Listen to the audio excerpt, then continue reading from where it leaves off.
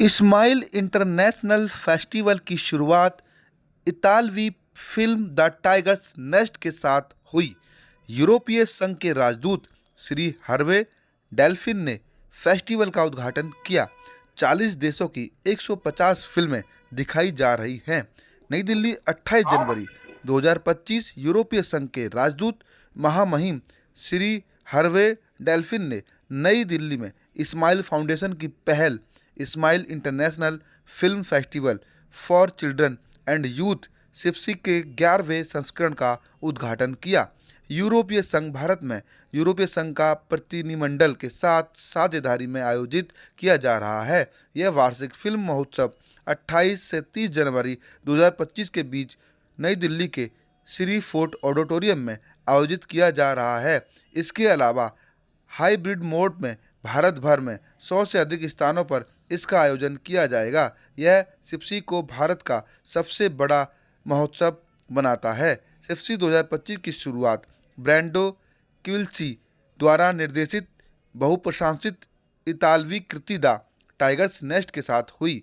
इसमें युवा अभिनय सनी पावर मुख्य भूमिका में हैं, जिन्होंने लायन और सेकंड गेम्स में अपने अभिनय के लिए भी ख्याति अर्जित की है। उद्घाटन स्क्रीनिंग के बाद सनी पावर के साथ प्रश्नोत्तर सत्र ने युवा दर्शकों को प्रेरित किया और मंत्रमुग्ध कर दिया।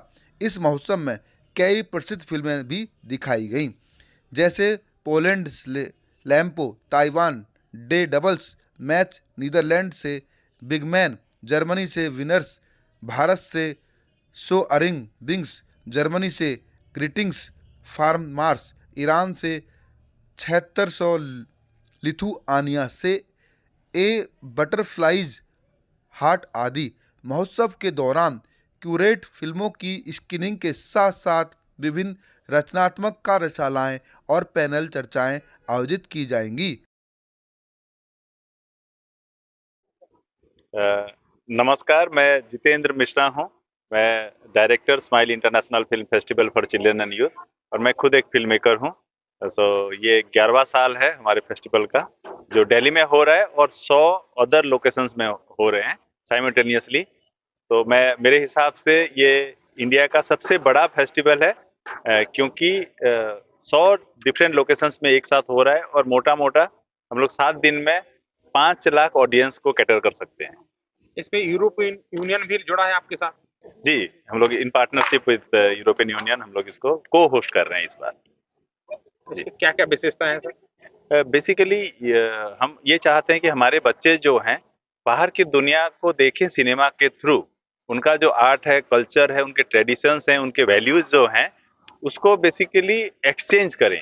तो सारे बच्चे अभी इमीडिएटली तो बाहर ट्रैवल नहीं कर सकते हैं, लेकिन अगर हम बाहर की फिल्में लाते हैं तो वहाँ का कल्चर भी फिल्म के थ्रू आ जाता है।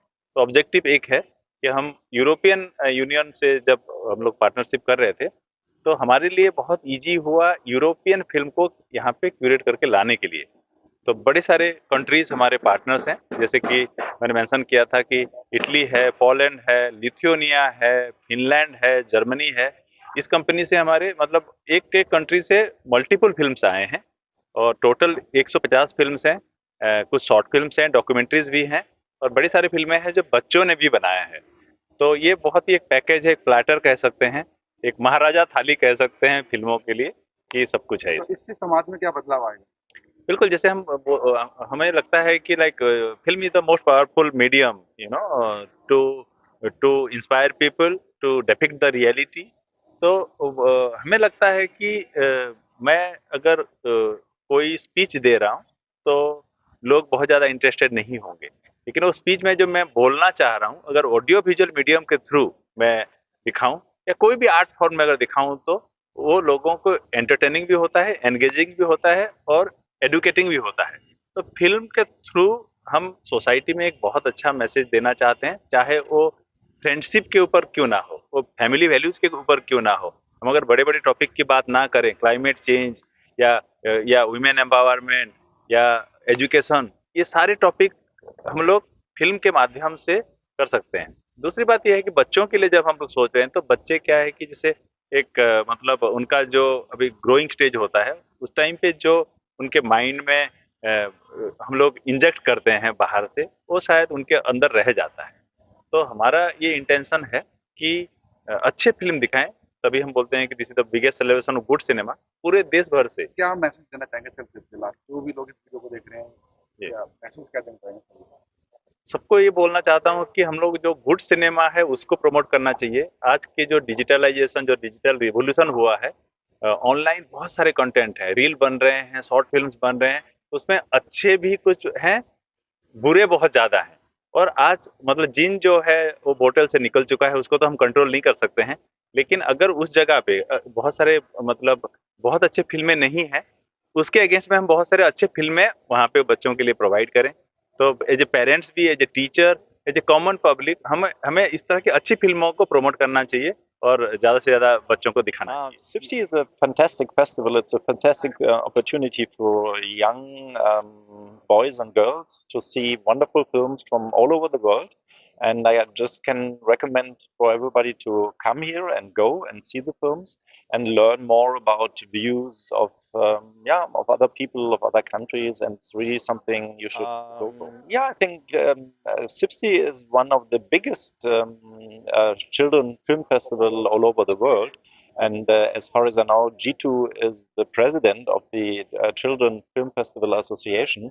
So I think it can bring attention to good films for a young audience.